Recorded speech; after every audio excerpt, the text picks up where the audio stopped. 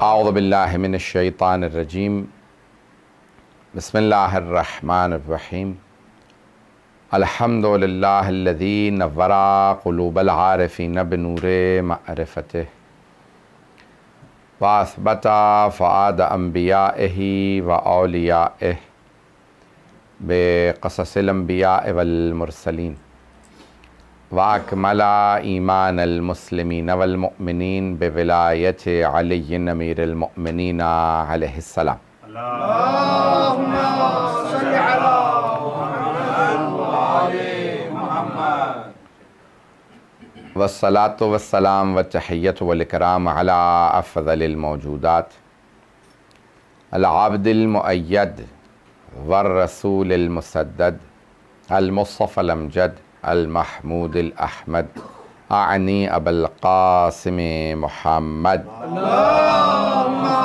صل علی محمد وآل محمد وعلی روحہ ونفسہ وسحرہ ووصیہ سید الاتقیاء والاصفیاء مولا الموالی امام المتقین علی ابن ابی طالب اللہم صل علی محمد وآل محمد وعلی اوصیائہ لا سیما بقیت اللہ فی الارضین روحی و ارواح العالمین لتراب مقدمہ الفدا واللعنۃ الدائمۃ علی اعدائہم اجمعین من الآن الى قیام یوم الدین اما بعد فقد قال اللہ الحکیم فی کتابہ الکریم بسم اللہ الرحمن الرحیم ادعونی استجب لکم صدق اللہ العلی العظیم صلوات اللہم صل علی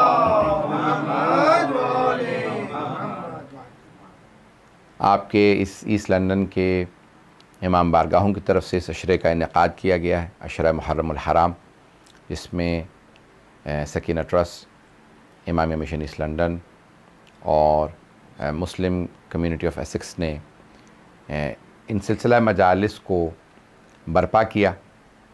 خداوند متعال آپ حضرات کی اس سعی و کوشش کو اپنی بارگاہ میں قبول فرمائے اور جناب سیدہ سلام اللہ علیہا آپ کے پرسے کو قبول فرمائے۔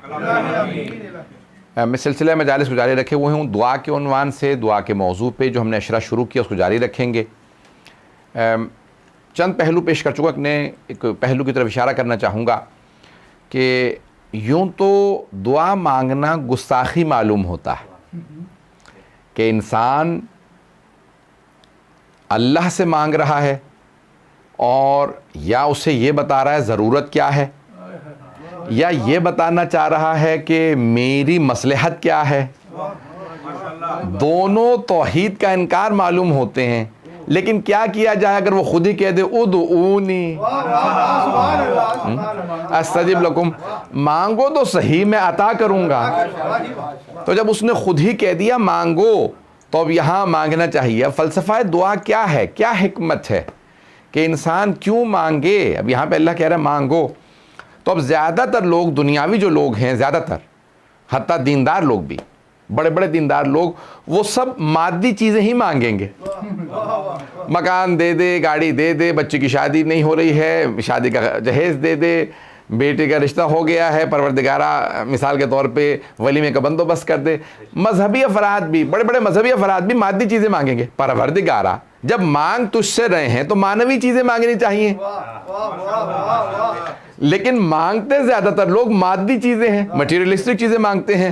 تو پروردگارہ کیوں؟ پھر دعا کا فلسفہ کیا ہے اگر زیادہ تر لوگوں نے یہی مانگنا ہے؟ تو اللہ کہہ رہا ہے کوئی بات نہیں، جو بھی مانگو رابطہ تو برقرار کرو، ایک تعلق واسطہ برقرار ہوگا۔ مادی چیزیں مانگتے مانگتے تمہیں عادت ہو جائے گی میرے سے مانگنے کی۔ تو اللہ سبحانہ و تعالیٰ چاہتا یہ ہے کہ اس سے بندے مانگیں۔ اب یہ جو آیت میں نے انتخاب کی ہے اس میں بڑے عجیب و غریب الفاظ ہیں نا، سورہ غافر کی آیت ہے ادعونی استجب لکم ومن یستکبر عن عبادتی سیدخلون جہنم داخرین۔ اب یہاں پہ اللہ کہہ رہا ہے اور جو تکبر کریں، نہ مانگیں، نہ مانگنا اللہ کہہ رہا ہے تکبر ہے، جو نہیں مانگتا تکبر ہے، اور جو تکبر کرے گا وہ جہنم میں جائے گا۔ تو اللہ کہہ یہ رہا ہے، سمجھا یہ رہا ہے، بس مانگتے رہو، جو مرضی مانگو۔ اگر تم یہ سمجھتے ہو ناممکن شے ہے، مانگ لو، تمہارا مانگنا ہی تو میرے سے رابطہ ہے۔ میں یہ چاہتا ہوں کہ رابطہ برقرار ہو جائے۔ اور پھر کیا ہوگا جب انسان کسی کے پاس جاتا ہے نا کسی کام کے لیے، کچھ لوگ پہنچ گئے، جب انسان کسی کے پاس جاتا ہے نا کسی کام کے لیے، تو فوراً کہتا ہے کہ بھئی جب جاؤں گا، جو آدمی جس سے جا رہا ہوں مانگنے کے لیے، اس کے حساب سے تیاری کروں، ویسا لباس پہنوں، جو اسے پسند ہو اسے سفارش کے طور پہ لے کے جاؤں۔ بھئی یہ سفارش جو اس کے پاس لے جائی جاتی ہے، اسی کا نام شفاعت ہے، اسی کا نام وسیلہ ہے، اسی کا نام توسل ہے۔ تو ہم جب جائیں گے اللہ کی بارگاہ میں تو تیاری کر کے جائیں گے، اسے پاکیزگی پسند ہے تو ہمیشہ غسل و وضو کے ساتھ جائیں گے۔ پتہ نہیں لوگ ہیں یا نہیں، ہر آدمی کوشش کرے گا میں غسل کے ساتھ جاؤں، وضو کے ساتھ جاؤں، کیونکہ اللہ ان اللہ یحب المتطہرین، قرآن میں بتا رہا ہے کہ اللہ کو پاک بندے پسند ہیں۔ پتہ نہیں لوگ ہیں یا نہیں، اسے پاک بندے پسند ہیں۔ تو اب آدمی کہے گا بھائی جب دعا مانگ رہا ہوں اسے پاکیزگی پسند ہے تو وضو کر لوں۔ بھئی اب یہاں تک بہت جگہوں پہ کیا کہ جتنے بھی تم گناہ کرتے ہو وہ سارے گناہ شیطان سے، اور شیطان ہے آگ سے، آگ بجھتی ہے پانی سے۔ جب وضو کرو گے تو خود بخود شیطان سے دور ہو جاؤ گے۔ تو عزیزان گرامی، انسان جب اللہ کی بارگاہ میں جائے گا تو پہلے پاکیزگی کا خیال کرے گا، طہارت کا خیال کرے گا، وضو کرے گا۔ دوسرا کام، اب اسے پسند کون ہے جس کو سفارش کے لیے لے کے جاؤں؟ تو انسان خود بخود اللہ والوں سے متوسل ہو جائے گا۔ میں اللہ کے جتنے بندے ہیں سب کو دیکھیں گے، جو سب سے قریبی ہیں وہ 14 ہیں۔ تو جب 14 کے انسان متوسل ہوگا تو اللہ کہے گا بھئی اب مجھے نہیں بھی دینا تھا تو اب دوں گا، کیونکہ تم ان کو لائے ہو جو مجھے پسند ہے۔ بات سمجھ میں آ رہی ہے؟ تو جانے گرامی، دعا کا فلسفہ یہ ہے کہ انسان اللہ سے مانگے، چاہے دنیا مانگے۔ اللہ کو مانگنا بہت پسند ہے، اور اتنا ہی زیادہ بندہ پسند ہے جو جتنا زیادہ مانگے۔ اب سمجھ میں آیا یہ اتنی لمبی لمبی دعائیں آئمہ سے کیوں آئی ہیں؟ کیونکہ انہیں پتا ہے اللہ کو مانگنا پسند ہے۔ اب میں دعا پیش کروں گا۔ بہت سی جگہوں پہ ائمہ علیہ السلام نے جو ہے وہ مثال کے طور پہ جنت کا ذکر کیا ہے، جنت مانگی ہے، یہ مانگا وہ مانگا، اور جگہوں پہ مولا کی اگر آپ دیکھیں گے تو مولا نے دعا کے علاوہ مناجات کا تصور دیا۔ دو چیزیں ہیں، ایک ہے دعا یعنی پکارنا، بلانا، دعا یعنی بلانا۔ اچھا، پکارا جاتا ہے کسی کو جو دور ہو،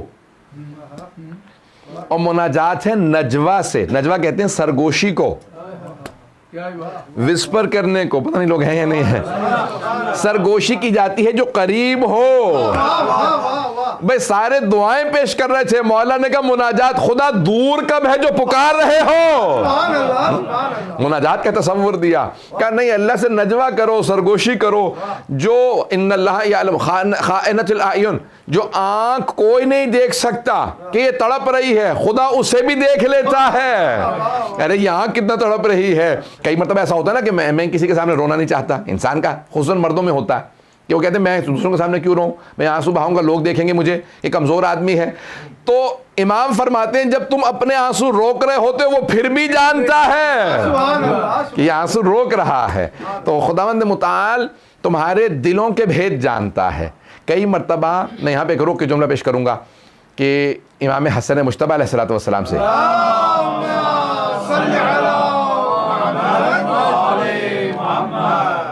فرماتے ہیں کہ میں اپنی والدہ کی دعا سن رہا تھا، تو میری والدہ پوری رات دعائیں مانگتی رہیں، میں بھی بیٹھ کے اپنی والدہ کی دعا سنتا رہا، بہت کم سن ہے۔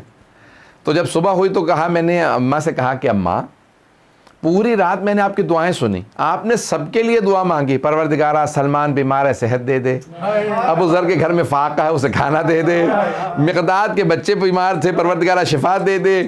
اماں آپ نے پوری رات اوروں کے لیے مانگا، نہ میرے لیے کچھ مانگا، نہ میرے بھائی حسین کے لیے، نہ ہمارے بابا کے لیے۔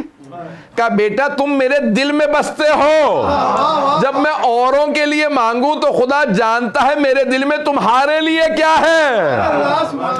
دیکھیں تو بی بی پوری حکمت سمجھا رہی ہیں۔ وہاں پہ آخر میں بیوی کا جملہ ہے بڑا مشہور و معروف، اور وہ اس کو اپنے پلے سے باندھ لیجیے، بچے کو یاد کرا دیجیے گا۔ عربی میں کہوں گا 40 حدیثیں یاد کرنے والا روز قیامت فقیہ شمار محشور ہوگا. تو 40 میں سے ایک حدیث یہ بی بی کی یاد کر لیجئے. تو سب کے سب ذہنوں کے اندر رہے. یہ الفاظ میں عربی میں پہلے کہوں گا. الجار ثم الدار. جار کہتے ہیں ہمسائے کو.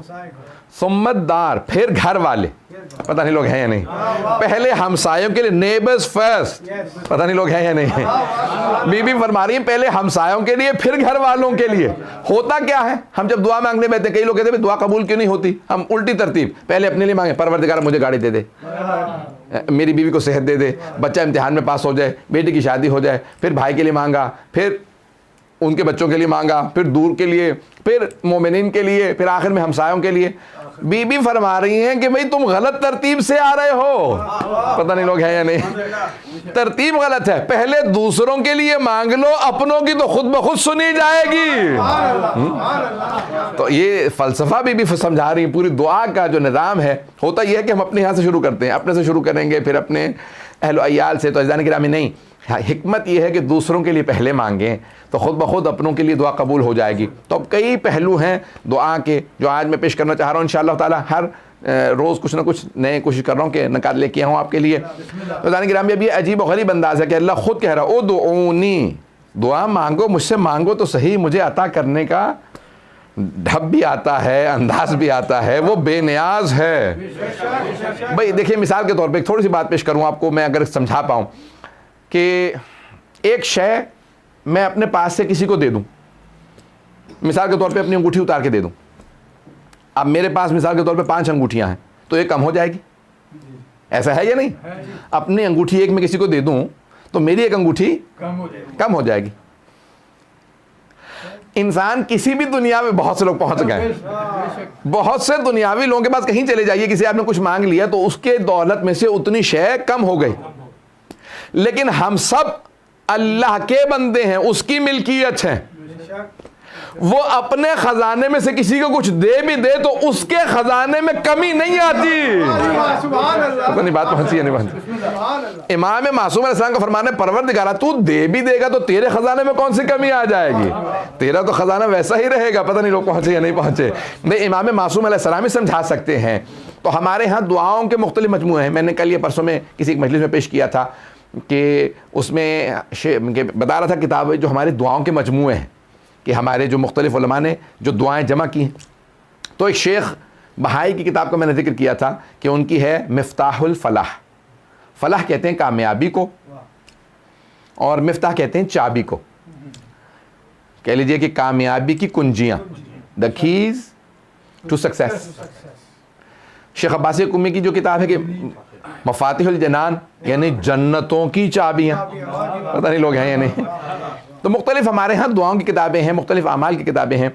تو اب ہمارے ہاں کہتے ہیں کہ بھی اگر آپ نے علم, میں نے عرض کیا تھا کہ علم عرفان آپ کے مصلحی کا نام ہے, جا نماز کا نام ہے. شیخ محمد تقی بہجت نے, مرحوم اللہ بہجت نے کہا عرفان کتابوں کو مت دیکھیں, مصلی بچھاؤ, عبادت کرتے رہو, یہی سب سے بڑا عرفان ہے. عبادت سب سے بڑا عرفان. تو اس میں اعمال کی کتابیں ہیں, دعاؤں کی کتابیں ہیں. تو انسان دعائیں پڑھے. مفتاح الفلاح سارے دن کے مختلف لحظات میں ایک صاحب کو بتا رہا تھا تو کہنے لگے بھئی یہ تو وہی آدمی اعمال کر سکتا ہے جو بالکل ہی فارغ البال ہو. انہوں نے پورے دن کے 24 گھنٹوں تک کے لیے تو دعائیں لکھ دی ہیں. پتہ نہیں بات پہنچ رہی یا نہیں پہنچ رہی. تو میں نے کہا بھائی یہ ان لوگوں کے لیے ہے جو اپنی لائف ڈیڈیکیٹ کرنا چاہتے ہیں, اور یہ نہیں کہ پوری لائف. یہ ماہ رمضان ہے یا رجب کا مہینہ ہے کہ انسان کچھ دیر اپنے سارے کے سارے, کبھی ایک مہینہ میں, مثال پرانے زمانے میں جیسے ہوتا تھا, جیسے آج کل تو اعتکاف 3 دن کا وہی بڑا مشکل ہو جاتا لوگوں کے لیے. تو پرانے زمانے میں لوگ ہفتے کا 10 دن کا بھی کرتے تھے, 40 دن کا بھی اعتکاف کرتے تھے. آج کل تو 3 دن کے بعد کہتے ہیں قبلہ اللہ کا شکر ہے ختم ہوا ہے اعتکاف, یہ دعائیں پڑھ کے قرآن پڑھ کے میں تو تھک گیا, منہ تھک گیا, نہ کھا رہے ہیں نہ پی رہے ہیں, مسلسل دعائیں پڑھ رہے ہیں, قرآن پڑھ رہے ہیں. کہیں تو 3 دن واقعی نا سخت کام ہے. میں نے کہا رسول خدا 40 دن مسلسل, اور غار ہرا میں, مسجد الحرام میں نہیں, غار ہرا میں. کیوں مسجد الحرام میں نہیں؟ مسجد الحرام افضل ہے غار ہرا. کہ نہیں, مسجد الحرام کے چاروں طرف گناہ ہو رہے ہیں, ابھی مجھے اجازت نہیں کہ روک سکوں. میں اللہ کی طرف سے اجازت نہیں تھی. حبیب ابھی آپ کو روکنے کی اجازت نہیں, یہ سارے قتل کر دیں گے, ذرا علی جوان ہو لے. سبحان اللہ.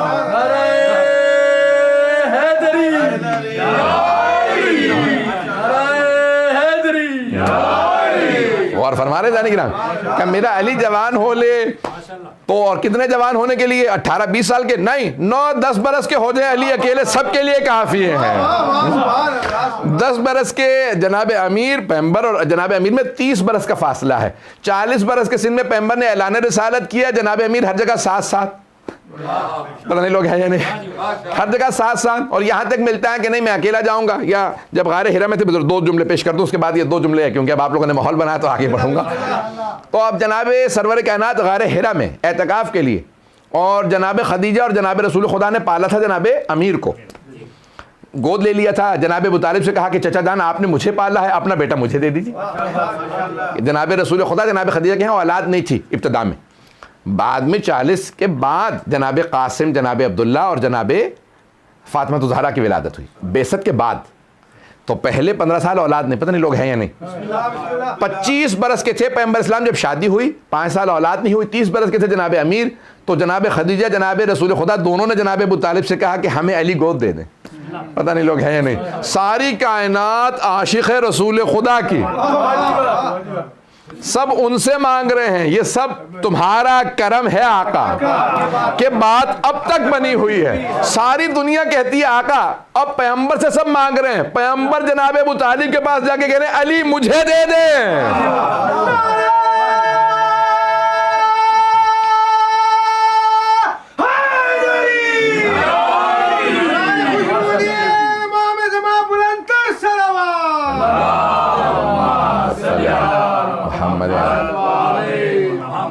توجہ ہے نا جانے کی رام۔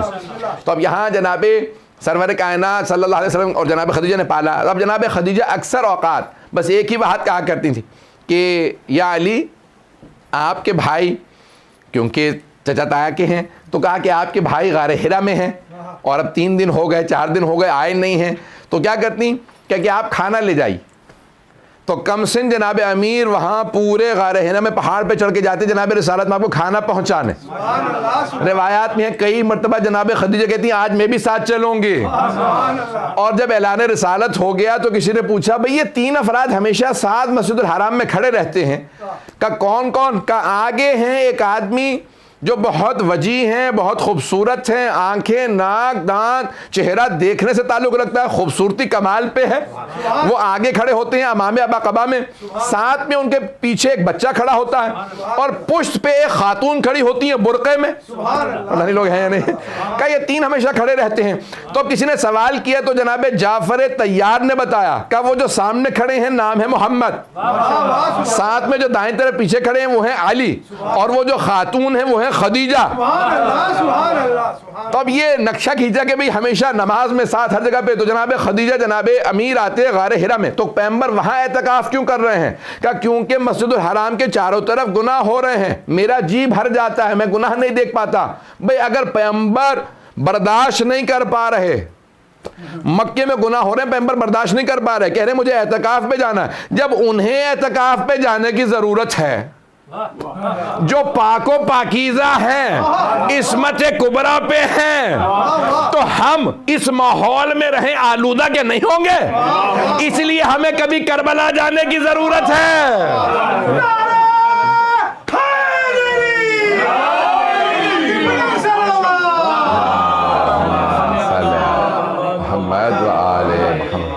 بات پہنچ رہی ہے جانے کی، اس لیے ہمیں کبھی کربلا جانے کی ضرورت ہے، کبھی نجف، کبھی مشہد، کبھی مکہ، کبھی مدینہ، کبھی دمشق، کبھی سامرہ، کبھی کاظمین، یہ زیارات کرتے رہیے تاکہ آلودگی پاک ہوتی رہے، اس لیے ضروری ہے زیارات۔ تو جانے گرامی اب یہاں پہ جو کامیابی بتا رہے ہیں، کہا کہ جس طرح سے بھی ہو کامیابی ضروری ہے، تو میرا موضوع دعا ذہن میں رکھیے گا۔ تو وہاں پیغمبر جا رہے ہیں، دعائیں مانگ رہے ہیں، اور جناب امیر جناب خدیجہ وہاں جا کے ساتھ میں بیٹھ رہے ہیں، پاس بیٹھ رہے ہیں، تو مسلسل یہ اعمال عبادات تو جتنی بھی اگر آپ دیکھیں گے ہر جگہ پہ دعا ملتی ہے، اعتکاف میں دعا ملتی ہے، 40 دن کا اعتکاف ہے، یہ تمام کے تمام ماحول بنائے جاتے ہیں۔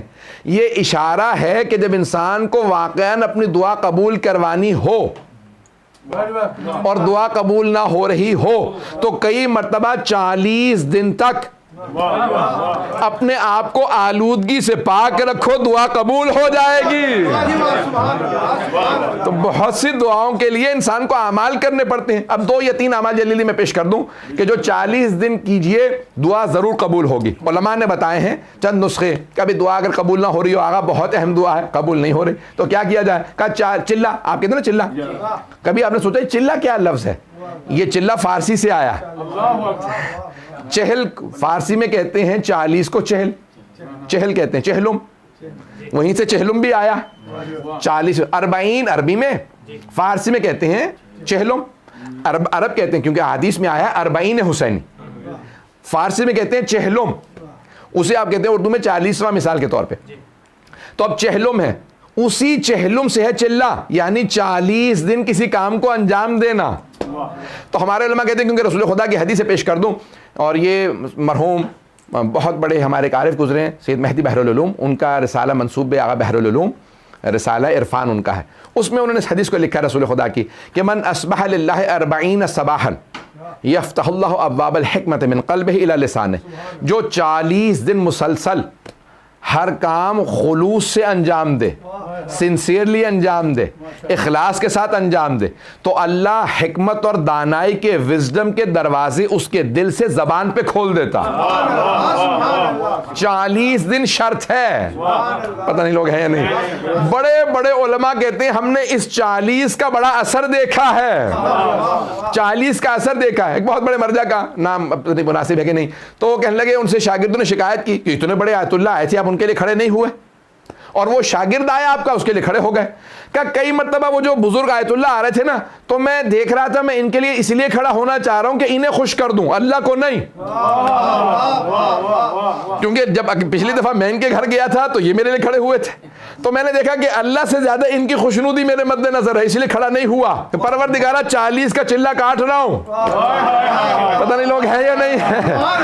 میں ان کی خاطر ان کی تعظیم نہیں کرنا چاہتا، تیری خاطر، تیری خاطر تعظیم کرنا چاہتا ہوں۔ اب تیری خاطر تو کر نہیں رہا، اس لیے کھڑا نہیں ہوں گا، ذلیل ہوں گا تو اپنی نظروں میں تیری خاطر اپنی ذلت برداشت ہے، پتہ نہیں لوگ ہیں یا نہیں ہے۔ ابھی شرمندہ تو ہو رہے ہیں نا کہ کھڑے نہیں ہوئے، تو کہا تیری خاطر اپنے آپ کو شرمندہ کر رہا ہوں۔ کہا پھر اس شاگرد کے لیے کیوں کھڑے ہوئے؟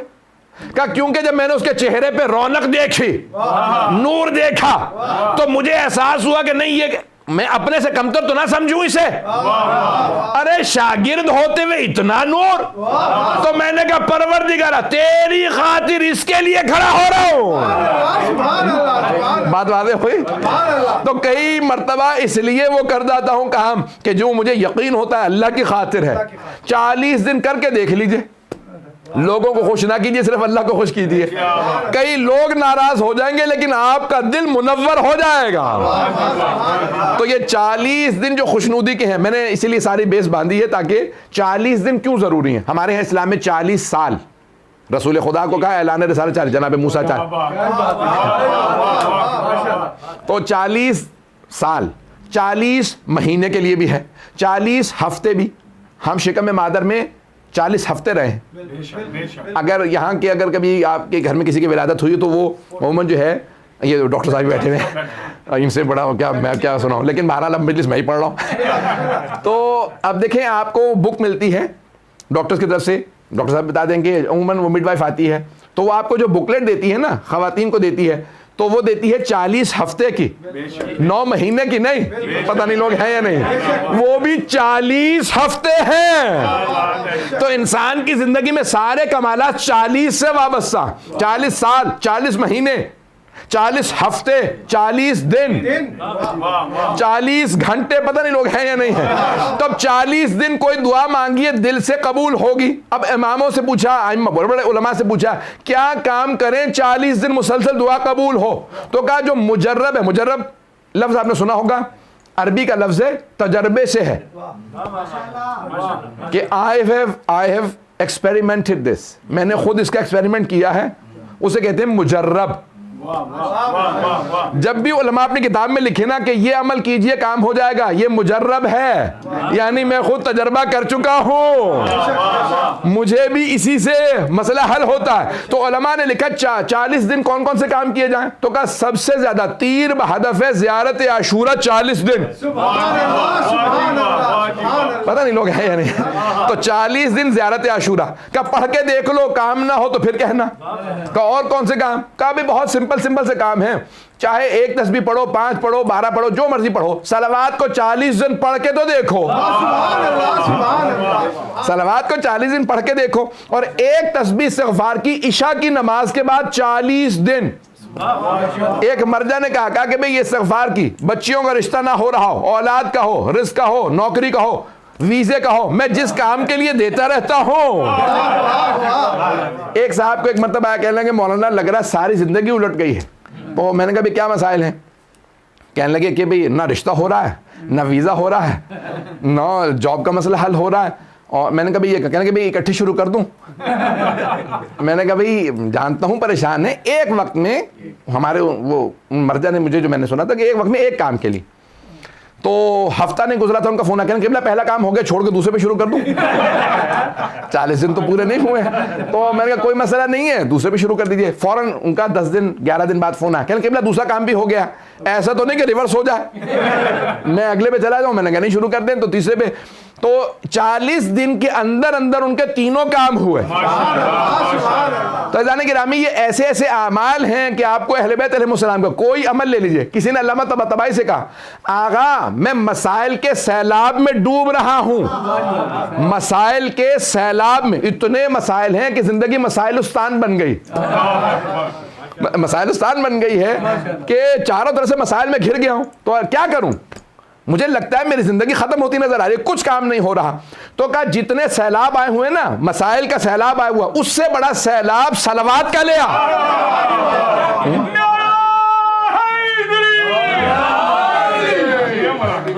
اس سے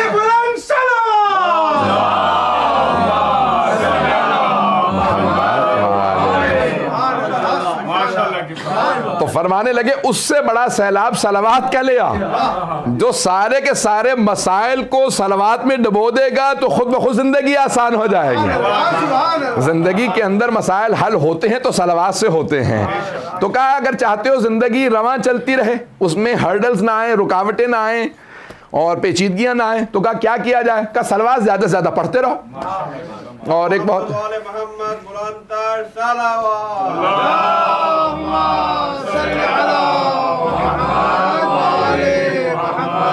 عجل فرج، توجہ ہے نا جانے کی رہا۔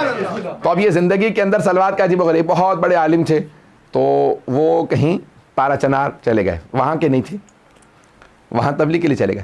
تو پارا چنار کے مومنین نے مجھ سے نقل کیا، کہنے لگے ہم نے ان سے پوچھا کہ بھئی آپ یہاں تبلیغ کے لیے آئے ہیں، تو ذہن میں کیا ہے آپ کے؟ پشتو بھی نہیں آتی، آپ مقامی عالم بھی نہیں ہیں، ہمارے ہاں قبائلی نظام ہے، سب شیعہ ہیں لیکن آپس میں سب میں لڑائیاں ہیں۔ کہیں گے میں سب حل کر لوں گا۔ کہیں گے کیسے؟ کہیں گے صلوات سے۔ پتہ نہیں لوگ ہیں یا نہیں۔ وہ کہنے لگے کہ لوگ مذاق اڑاتے ہوئے باہر آ کے کہنے لگے یہ بیچارہ بالکل ہی پیدل ہے کہ یہ صلوات سے ہر چیز حل کر لے گا۔ تو کہنے لگے کہ دیکھا کہ 1-2 سال کے اندر سارے قبیلوں پہ انہی کا نفوذ، بوڑھا آدمی نہ لڑ سکتے ہیں نہ بندوق چلا سکتے ہیں، کیونکہ ہمارے قبائلی ہر قبیلے کے پاس بندوقوں کی پوری لسٹ ہے کہ بھئی کس کے پاس کتنی بندوقیں۔ کہنے لگے ہمارا علاقہ قبائلی علاقہ لڑا کے لوگ کہنے لگے کہ ہم لوگ، کہنے مولانا نڈر شجاعت دلیر، آپ کو پتا پٹھانوں کی شجاعت مشہور ہے، تو کہنے لگے کہ وہ سارے کے سارے نڈر لوگ کہنے لگے دیکھا یہ ایک بوڑھا آدمی واقعاً سب پہ روب ہے، کسی قبیلے کا سردار ہو اس کے روب میں ہے۔ تو ان سے کسی نے پوچھا بھئی آپ کے پاس کیا ہے؟ کہا صلوات ہے۔ تو کہنے لگے اب اگلا منصوبہ کیا ہے؟ کہا یہاں پہ مسجد بناؤں گا بہت بڑی۔ کہنے لگے کیسے؟ کہنے لگے صلوات سے۔ پتہ نہیں لوگ ہیں یا نہیں۔ وہ مسجد بن گئے، کہنے لگے آقا اب کیا کیجئے گا؟ کہنے لگے یہاں امام بارگاہ بناؤں گا۔ کہنے لگے کیسے؟ کہنے لگے صلوات سے۔ کہنے لگے آخر میں یہ عالم ہو گیا تھا، ہر آدمی کہنے لگا تھا کہاں جا رہے ہو؟ کہا صلوات کے پاس جا رہا ہوں۔ کہ مولانا کا نام، یعنی اس حد تک انہیں صلوات پہ یقین تھا۔ اور کہنے لگے کبھی بھی کوئی آدمی کسی بھی لحظے میں ان کے پاس چلا جاتا تو ایک ہی کام میں نظر آتے تھے، اگر نماز نہیں پڑھوا رہے تو صلوات پڑھ رہے ہیں۔ کہ ہمیشہ ان کی زبان سے ہر آدمی سنتا تھا صلوات پڑھ رہے ہیں. عزیزان گرامی, بہت سے لوگ کہتے ہیں بھئی پیروں کے پاس چلے جاؤ, فقیروں کے پاس چلے جاؤ, نجومیوں کے پاس چلے جاؤ, پتہ نہیں لوگ ہے یا نہیں ہے, جادوگروں کے پاس چلے جاؤ. ارے سب سے بڑا معجزہ گھر گھر میں موجود ہے اور آسان ہے. صلوات پڑھ کے تو دیکھے, کام نہ ہو تو پوچھو. بھئی اس سے بڑی کوئی شے ہی نہیں ہے. تو عزیزان گرامی, دعاؤں کی استجابت کے لیے صلوات ہے, کاموں کے حل کے لیے صلوات ہے, ہر پریشانی کی دوری کے لیے صلوات ہے. اس کے اندر بے انتہا اثرات ہیں. پڑھ کے دیکھیں پھر انسان دیکھے گا. محمد بلندر صلوات.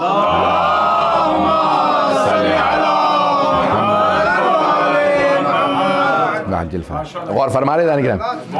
تو بے انتہا اثرات ہیں صلوات کے اندر. اور ائمہ علیہ السلام نے کہا کہ اس صلوات کی عادت بنا لو. کہ میں ایک حدیث پیش کر دوں یہاں. کتاب کا نام ہے دار السلام فی الرؤیت والمنام. دار کہتے ہیں گھر کو, سلام یعنی سلامتی کا گھر. کتاب کا نام ہے سلامتی کا گھر فی الرؤیت والمنام. خواب اور نیند سے متعلق چیزوں سے متعلق 4 جلدوں پہ کتاب ہے. بھئی یہ ہمارے کو عالم لکھ سکتا ہے؟ اس موضوع پہ کسی سے کہوں نا کہ 4 صفحے لکھ دو تو کہیں گے بھئی یہ کوئی موضوع ہے, اس پہ کیا لکھا جائے, بھئی خواب پہ کیا لکھوں, تعبیر خواب ہو تو بات بھی ہے. 4 جلدیں کتاب لکھ دی اور صرف احادیث کی روشنی میں. صاحب مستدرک الوسائل, جن کی 18 جلدیں ہیں, مستدرک الوسائل حدیث کی کتاب ہے, تو انہیں کتاب لکھی دار السلام. پھر تو وہاں سے پیش کرو حاجی نوری. حرم میں جب آپ زیارت کے لیے جائیں گے نا تو چاروں طرف کمرے ہیں. تو جہاں شیخ عباس قمی کی قبر ہے وہیں پہ حاجی نوری کی. شیخ عباس قمی کے استاد جنہوں نے مفاتیح الجنان لکھی, ان کے استاد. تو دونوں وہیں پہ باہر قبر. تو ان کی کتاب ہے دار السلام فی الرؤیت والمنام. وہاں پہ انہوں نے خواب پہ بہت زیادہ لکھیں کہ کس نے کیا خواب دیکھا, کیا کیا خوابوں کی تعبیریں آئی ہیں, خواب کے آداب کیا ہیں, ڈرنے والے کو کیا پڑھنا چاہیے, یعنی مختلف دعائیں, کیا کیا ثواب لکھے ہیں کہ رات کو سوتے میں اگر یہ پڑھ لیں تو یہ ثواب, یہ پڑھ. تو بہرحال مختلف چیزیں ہیں کہ جناب سلمان فارسی سے ایک مرتبہ جیسے سوال کیا جناب رسول خدا صلی اللہ علیہ وسلم نے,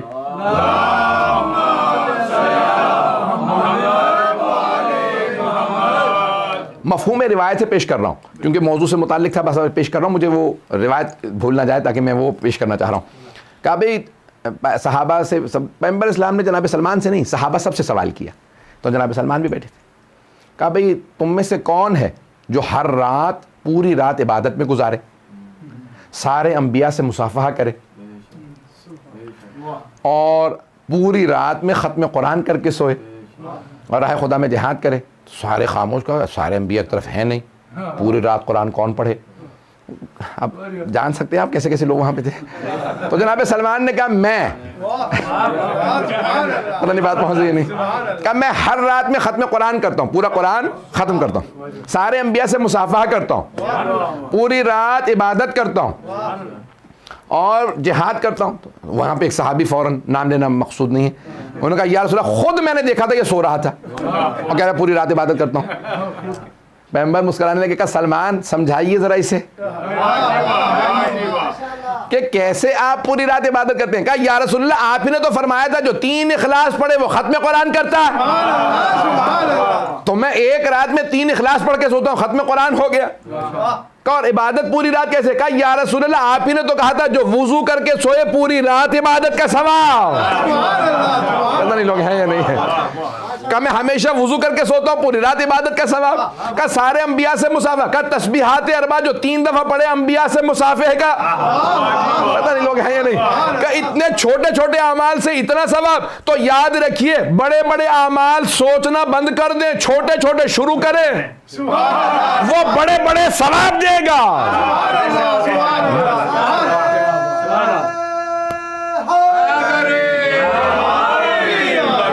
توجہ ہے جانے گرامی. تو جانے گرامی بعض اوقات لوگ سوچ رہے تھے میں بہت بڑا کوئی کام کروں گا, چھوٹے چھوٹے کام شروع تو کیجیے, بڑے بڑے خود بخود توفیق مل جائے گی. تو جانے گرامی زندگی کے اندر انسان اصول بنا لے, یہ سارے کے سارے اصول ہیں کہ انسان چھوٹے چھوٹے اصول اپنائے گا, زندگی آسان ہوتی چلی جائے گی. اور کہا کہ بھئی اب یہ میں جو حدیث پیش کرنا چاہ رہا تھا اسی پہ تمام کروں گا, وقت نہیں رہا. تو یہ حدیث ہے کہ خود ختم مرتبت نے اپنے صحابہ سے کہا کہ میں نے اپنے چچا حمزہ کو, جو امام حسین سے پہلے سید الشہداء تھے, تو کہا میں نے اپنے چچا حمزہ علیہ السلام کو خواب میں دیکھا. کتاب کا نام ہی دار السلام فی الرؤیت والمنام, نیند پہ اور خواب وغیرہ پہ. تو کہا میں نے خواب دیکھا. انہوں نے خواب لکھے کہ رسول خدا نے کیا خواب دیکھے, کیا کیا دیکھا, ازواج نے, ائمہ اہل بیت سب کے مختلف خواب لکھے. تو کہا رسول اسلام نے فرمایا میں نے خواب میں اپنے چچا حمزہ کو دیکھا. تو میں نے فوراً سوال کیا, چچا مرنے کے بعد سب سے زیادہ کیا چیز کام آئی؟ کیا ایسا کام زندگی میں انسان ہم لوگ کریں, پیغمبر اور ائمہ کو تو کوئی ضرورت نہیں ہے, ضرورت مند تو ہم ہیں. تو کبھی چچا مرنے کے بعد سب سے زیادہ کیا کام آیا؟ تو صحابہ نے کہا یا رسول اللہ آپ کے چچا نے کیا فرمایا کہ ان کا مقام بہت عظمت, حضرت حمزہ بہت باکردار, شجاع, سخی, بہت کمالات کے مالک تھے, اسی لیے تو سید الشہداء بنے تھے, عام تو آدمی تھے نہیں.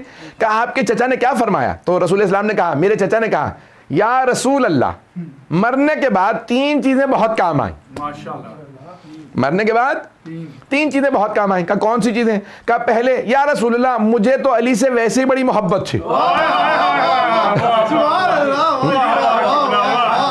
مجھے تو علی میرے بھتیجے بھائی کا بیٹا تھا, تو مجھے علی چھوٹے سے تب سے علی سے بہت محبت تھی, بہت محبت تھی. یا رسول اللہ مرنے کے بعد علی کی محبت بہت کام آئی.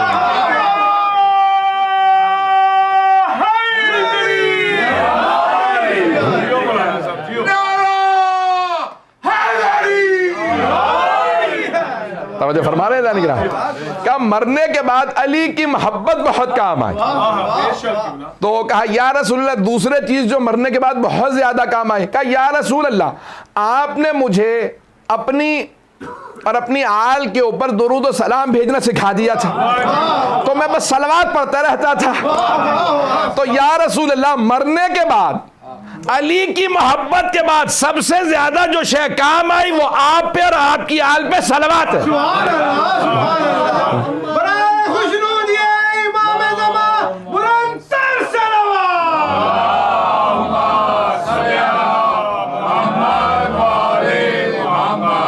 توجہ ہے جانے گرا, کام مرنے کے بعد علی کی محبت, دوسرے صلوات, صلوات بہت زیادہ کم ہے. اور تیسرے کہا یا رسول اللہ جب میرے والد یعنی حضرت عبد المطلب رسول خدا کے اور حضرت امیر کے دادا, کہا جب میرے والد حاجی آ رہے ہوتے تھے نا تو وہ سردار تھے, تو سارے بیٹوں کو کام تقسیم کر دیتے تھے. کہا بھائی تم نے ریسیو کرنا ہے, تم نے کھانا کھلانا ہے, تم نے پانی, تو سب کو کچھ نہ کچھ کام بانٹتے تھے. کہا میرے ذمہ آتا تھا پانی پلانا.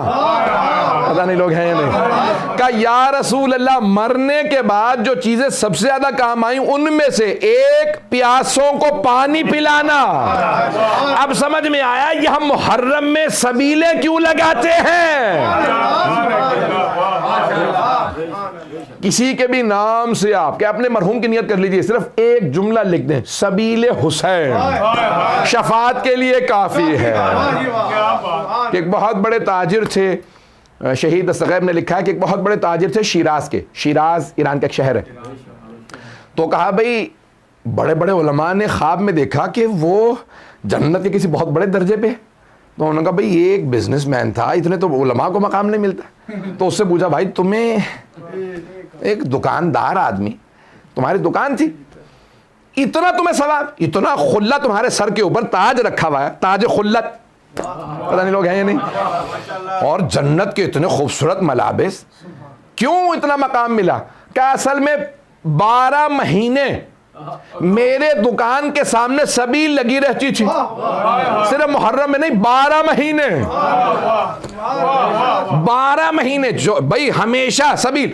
اور صرف ایک جملہ لکھتا تھا حسین کے پیاسے لبوں پہ قربان. کیا قربان تشنے یعنی لب تشنے یہ حسین کا, میرے بس اس پہ ایک جملہ سبیل پہ لکھا رہتا تھا.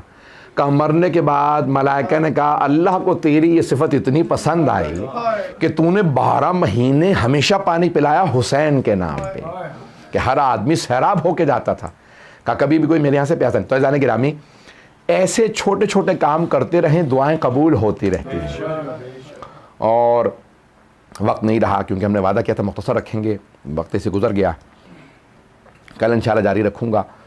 تو ایک ایسی بی بی ہیں کہ ہمارے علماء نے مراجعوں نے تاکید کی ہے اگر ان کا واسطہ دو, میں نے آپ سے کہا تھا نا کہ مختلف واسطے مختلف کام ہیں, چلے کاٹے تو دعا قبول ہوتی ہے. کچھ ہستیوں کا واسطہ کبھی رد نہیں ہوتا.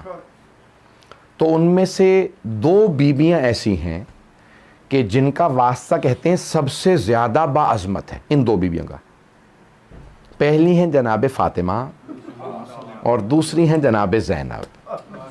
اور بڑے بڑے علماء نے کہا ہے کہ امام زمانہ کے جب ظہور کی دعا مانگو تو جناب زینب کی چادر کا واسطہ دو.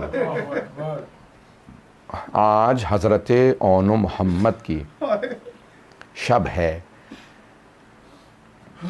دنیا میں مرسوم ہے کہ حضرت اون و محمد کے مصائب محرم میں ضرور ہوتے ہیں. آج اس ماں کو پرسہ دینا ہے کہ جنہوں نے پوری اپنی کربلا کے بعد زندگی میں کسی سے بیٹوں کا پرسہ نہیں لیا. جب بھی کوئی پرسہ دینے آیا تو ایک ہی بات کہی، بس مجھے اگر پرسہ دینا تو میرے بھائی حسین کا، مجھے صرف میرے بھائی حسین کا پرسہ دینا، مجھے کوئی میرے بیٹوں کا پرسہ نہ دے. بس بھئی میں دیکھ رہا ہوں آنکھوں میں آنسو ہیں، تھوڑا سا وقت میں عموماً زیادہ لیتا ہوں جناب اون محمد کے، جتنا ہو سکے گا مختصر کروں گا. آئیں ذرا کچھ دیر کے لیے میرے ساتھ میدان کربلا میں چلیں. شب عاشور ہے اور ہر ماں اپنے بیٹے کو تیار کر رہی ہے. بیٹا کل میدان میں جانا، شجاعت کے جوہر دکھانا. لیکن ایک ماں ہے جو دونوں بیٹوں کے بالوں میں ہاتھ ڈال کے سنوارتی جاتی ہیں. ماں کو بڑی محبت ہوتی ہے نا، اور ایک ہی جملہ کہتی ہیں، میرے شیرو تم حیدر کرار کے نواسے ہو، جعفر طیار کے پوتے ہو. میرے شیرو مجھے پورا یقین ہے کہ بہت شجاعت سے مقابلہ کرو گے، بس میری ایک وصیت یاد رکھنا. اگر دیکھ سکے تو میری طرف دیکھیے گا. میرے شیرو بس ایک وصیت ہے، جب میدان میں جانا اور جنگ کرتے کرتے فرات تک پہنچ جانا تو پانی نہ پینا. فرات پہ پانی نہ پینا، ماموں کے بچے بڑے پیاسے ہیں، سکینہ بڑی پیاسی ہے، علی اصغر بڑا پیاسا ہے. تو اب جناب زینب کبریٰ کی وصیت، بس بھئی کل کا روز عاشور دن نمودار ہوا. جناب زینب کبریٰ نے آواز دی، عباس میرے بیٹوں کو ابھی تک میرے بھائی حسین نے اجازت نہیں دی. کہا کہ بی بی میں بھی بلاتا ہوں. کہا کہ مولا جناب زینب بار بار بی بی کہہ رہی ہیں کہ میرے بیٹوں کو اجازت کیوں نہیں دے رہے. کہا میں خود بات کرتا ہوں. کہا زینب ایسا نہ ہو کہیں عبداللہ راضی نہ ہوں کہ آپ کے دونوں بیٹے میدان میں جائیں. کر نہیں، عبداللہ نے خود مجھ سے کہا تھا زینب اگر جنگ کی نوبت آئی نا تو علی اکبر سے پہلے اون و محمد کو بھیج دینا. کہا کہ نہیں حسین عبداللہ راضی ہیں، میرے بیٹوں کو اجازت دے دیجئے. تو ایک بیٹے کو جناب اون کو جناب سید الشہداء نے سوار کرایا اور دوسرے کو جناب عباس نے. دونوں نے حملہ کیا، ایک نے میمنے سے دوسرے نے میسرے سے، پھر قلب لشکر پہ آ ملے. عمر سعد نے کہا کہ بھئی یہ دونوں جوان بہت شجاع ہیں، پورے لشکر سے کہو حملہ کریں. جیسے ہی ساری فوج نے حملہ کیا نا تو اب دونوں شہزادے پیاسے تھے. قریب سے جب وار ہونے لگے، ایک کے سر میں گرز لگا، دوسرے کے سر میں ضربت لگی. ایک کی اسی وقت روح پرواز کر گئی، دوسرے میں رمق باقی تھی. انہوں نے آواز دے کے کہا ماموں جان ہماری مدد کے لیے آئی ہے. جناب سید الشہداء بہت تیزی سے آگے بڑھے. جیسے ہی مولا پہنچے تو دونوں کے لاشیں اٹھا رہے ہیں تو ایک مرتبہ بس ایک بیٹے نے کہا ماموں جان ہماری ماں سے کہیے گا ہم فرات تک گئے تھے لیکن اماں ہمیں آپ کی وصیت یاد تھی، ہم نے پانی نہیں پیا تھا. اجرکم اللہ. بس بھی ایک مرتبہ مولا نے لاشیں اٹھائے، خیمہ میں واپس لے آئے. میں تمام کر دیتا لیکن یہاں حضرت اون محمد کے مصائب تمام نہیں ہوتے. تھوڑی سی دیر کے لیے میرے ساتھ چلیے گا. تو اب یہاں پہ بعض علماء کہتے ہیں کہ جیسے ہی مولا حسین لائے نا لاشیں تو جناب زینب ہر لاشے پہ سب سے پہلے آتی تھیں، لیکن یہاں سب بیویاں آ گئیں، جناب زینب کبریٰ نہیں آئیں. تو جناب سید الشہداء نے فوراً سوال کیا، کہا کہ فضا کیا بات ہے میری بہن نہیں آئی ہیں؟ کہا کہ بی بی آپ کو آپ کے بھائی بلا رہے ہیں، بیٹوں سے وداع کر لیں. تو ایک مرتبہ جناب زینب آئیں، آ کے دونوں لاشوں کے درمیان میں بیٹھی، دونوں کے سینوں پہ ہاتھ رکھے اور ایک جملہ رو کے کہا اون محمد مجھے بتاؤ میں کسے حسین پہ قربان کروں، میرا بھائی تنہا رہ گیا ہے. بس بھائی آخری جملے سن لیجیے، 2 سے 4 منٹ کی زحمت. میں نے سارے مصائب چھوڑ دیے جو مصائب پڑھنا چاہ رہا ہوں. 11 محرم کا دن نکلا, ہر بی بی اپنے اپنے شہید کے لاشے پہ گئیں, لیکن جناب زینب صرف مولا حسین کے لاشے پہ آئیں. آپ جانتے ہیں نا اونٹنی کی پشت بلند ہوتی ہے, جب ناقہ پہ سوار تھی نا جناب زینب تو بی بی کی مقتل میں نظر پڑی, دیکھا 2 لاشیں پڑے ہیں, ماں تھی آخر. ایک مرتبہ تڑپ کے کہا اونو محمد خدا حافظ. بی بی نے آنکھیں بند کر لی, کہیں میرے آنکھوں میں آنسو نہ آ جائیں. کہا میرے شیروں ماں جا رہی ہے. بی بی 11 محرم کو چلی گئیں. بس بھئی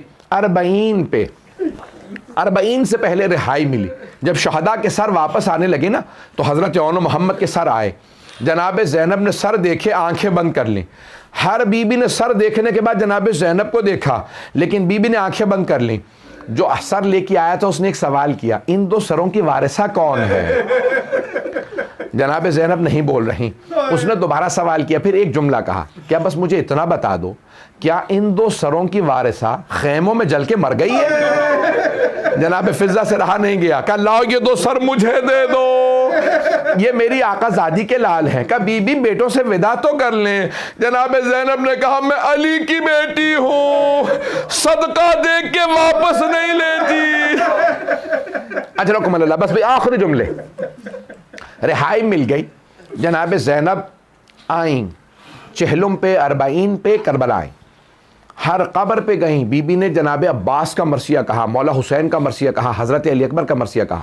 نہیں کہا تو اونو محمد کا مرثیہ نہیں کہا. 3 دن بعد چلی گئیں. کہاں؟ کربلا سے مدینے. جب جا رہی تھی نا قافلے میں تو سب بیبیاں جب گزر گئیں نا تو جناب زینب نے ایک نظر گنج شہداء کی طرف ڈالی اور ایک مرتبہ کہا اونو محمد الوداع, میرے لال میں جا رہی ہوں, میرے شیرو ماں وطن واپس جا رہی ہے. لیکن بی بی نے کسی بی بی کے سامنے گریہ نہیں کیا. اب بی بی مدینے آ گئیں. پہلے نانا کے روضے پہ گئیں, پھر ماں کی قبر پہ گئیں. ایک مرتبہ جناب سید سجاد نے کہا پھپھی اماں گھر چلیں. کہاں گئیں؟ مولا حسین کے گھر گئیں. اب جناب عبداللہ ابن جعفر طیار نے بلا بھیجا. آخری جملے سن لیجئے. جناب عبداللہ ابن جعفر طیار نے بلا بھیجا, کہا سید سجاد اپنی پھپھی سے کہو گھر واپس آ جائیں. جیسے ہی جناب زینب نے برقع سر پہ رکھا, بی بی کا کلیجہ پھٹنے لگا, دل منہ کو آنے لگا, بی بی کے پاؤں لرزنے لگے. کیوں گھر جا رہی ہیں؟ اب کیسے بتاؤں گی بیٹے مارے گئے. بی بی نے جیسے ہی برقع سر پہ رکھا گھر چلی. جیسے ہی اپنے گھر آئے, اگر دیکھ سکے تو دیکھیے گا, نہیں تو آنکھیں بند کر کے کچھ دیر مدینے چلیے گا. بی بی جیسے ہی مدینے اپنے گھر پہنچی, صحن میں 2 جانمازیں بچھی تھی. بی بی نے جانمازیں اٹھائی, سینے سے لگائی, رو کے کہنے لگی اونو محمد, میرا اس گھر میں دل نہیں لگتا.